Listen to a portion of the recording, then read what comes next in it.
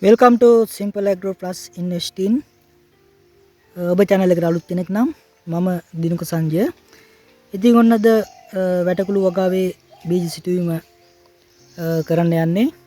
ඉතින් මේක හුදෙක් වැටකුළු වගාවක බීජ සිටුවීමක් පමණක් නොව ආයෝජන දත්ත ලබා ගැනීමේ අරමුණින් සහ රෝග සහ කෘමි හානි පිළිබඳ තොරතුරු ලබා ගැනීමේ අරමුණින් කරන වගාවක්. ඉතින් ඔබට දින 45ක් ඇතුළත වගාවේ ඵලදාව ලබා ගන්න ආකාරය බලා ගන්න පුළුවන්. ඉතින් ඔබට තියෙන්නේ subscribe කරලා all notification දාගෙන රැඳිලා ඉන්න දින 45ක් ඇතුළත බලන්න පුළුවන් සියල්ල. ඉතින් අපි බලමු බීජ සිටුවන ආකාරය. ඔබට පේනවා මේක සාමාන්‍ය අවම බිම් සැකසීමේ ක්‍රමවේදයක් යටතේ මූලික මේ ආයෝජන වියදම අඩු කරගෙන කරන්න පුළුවන් වගාවක්. ඉතින් සාමාන්‍ය ආයෝජන වියදම වගේ 10 ගුණයක්වත් තියෙන්න ඕන වගාවක ආයෝජනය කිරීමේදී ප්‍රතිලාභය. ඒ කියන්නේ සාමාන්‍ය රුපියල් 10000ක් වගේ යනවා නම් රුපියල් ලක්ෂයක් ලක්ෂ එකමාරක් අතර වගේ ආදායමක් තියෙන්න ඕන. ඉතින් අපි බලමු මේ බීජ සිටුවීමේ ක්‍රියාවලිය කරන්නේ කොහොමද කියලා.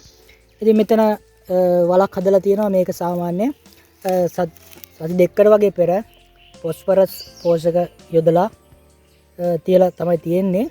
ඉතින් ඒක මේ කාබනික පෝෂක එකතු කරලා නෑ දැනට කිසිවක්. මොකද මතු පිටිපස් පෝෂක ස්තරයක් සමග තියෙන නිසා.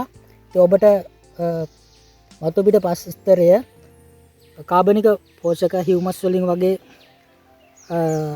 නැත්තම් ඔබට පුළුවන් කාබනික පොහොර එකතු කරන්න. ඉතින් ඔබට බලන්න පුළුවන් දැන් මෙතන මම යොදා ගන්න බීජ වර්ගය හයිබ්‍රිඩ් බීජ වර්ගයක්. මේවා බලන්න පුළුවන් ඔබට. ඉතින් මේ නාගා F1 කියන එක තමයි යොදාගන්නේ වෙස්ට් ඊස්ට්ලාගේ. ඉතින් මේක දින 45ක් ඇතුළත ඵලදාව ගන්න පුළුවන්. ඉතින් ඒ වගේම තිරාම් කියන දිලිරනාශක යොදලා තියෙනවා. ඔබට බලන්න පුළුවන් බීජ වලට. එක් වලකට බීජ දෙක බැගින් සිටවන්න පුළුවන්. වලවල් අතර පරතරය මීටර 1.5 ඔබට බලා ගන්න පුළුවන්. ඉතින් මෙතන අපි සාමාන්‍ය මෙන්න මේ වගේ මේ ඇඟිලි පුරුකකින් භාගයක් වගේ පොඩි වලක් හදලා ඒකට බීජ දෙකක් අපි දානවා. මේ බීජ දෙක මේම දාන්න. දැන් බොහෝ දෙනෙක් කියන කාරණයක් තමයි මේ බීජය මේ අතට හිටවන්න කියලා කියන මේ උල පැත්ත පහළට හිටවන්න. එහෙම අවශ්‍ය වෙන්නේ නැහැ. මොකද බීජ සාමාන්‍ය ස්වභාව ධර්ම විසින් අපිට ලැබිලා තියෙන්නේ ප්‍රරෝහණය වෙන ආකාරයක් ලැබිලා තියෙනවා. දැන් මේ බීජයක් අපි ගමුකෝ. මේකක් දැන් ගහක ඉඳන් හරි උඩක ඉඳන් මේ බිමට වැටුනොත් ඔබට බලන්න පුළුවන් මේ බීජය අනිත් පැත්තට වැටෙන්නේ. ඉතින් මේක මේ පැත්තට හිටවන අවශ්‍යතාවයක් නැහැ. මේ බීජ වලට හැකියාව තියෙනවා. කොහොම හිටුවත් ඒක පැලවෙන්න. ඉතින් අපි මේක මේ විදිහට හදලා මේ පස් පොඩ්ඩක් දාලා වහලා වතුර පොඩ්ඩක් දාන්න තමයි තියෙන්නේ. එච්චරයි බීජ හිටන මේ බොරු කතන්දර අවශ්‍ය නැහැ. ඉතින් මේ විදිහට හිටවුවම ඒක පැලවෙනවා. දැන් ඔක යූ ටර්න් එකක් වගේ ගහලා තමයි උඩට පැලවෙන්නේ. ඉතින් බීජ ප්‍රතිකාරය යොදලා තියෙනවා. අපි අලුතෙන්ම බීජ ප්‍රතිකාර ක්‍රමයක් යොදන්නේ නැහැ මෙතෙන්දී. මේ බීජ මේ විදිහටම හිටවන එක තමයි කරන්නේ.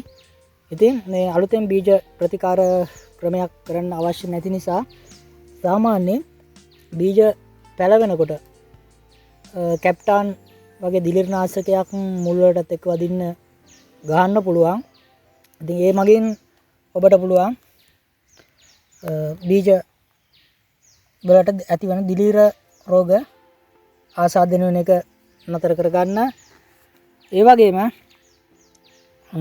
කෘමි හානි පිළිබඳ තොරතුරු මම ඉස්සරහට ගේන්නම්. මේ වගාව යම් තත්වයකට පැමිණෙනවත් සමගම ඒ වගේම වගාව අතරතුරේදී ඇතිවන රෝග පිළිබඳ සවිස්තරාත්මක විස්තරයක් සමගින් ඔබට දැනගන්න පුළුවන්. දිගටම රැඳිලා හිටියොත්. ඉතින් හම්බෙමු තවත් දවසක. බොහොම ස්තුතියි.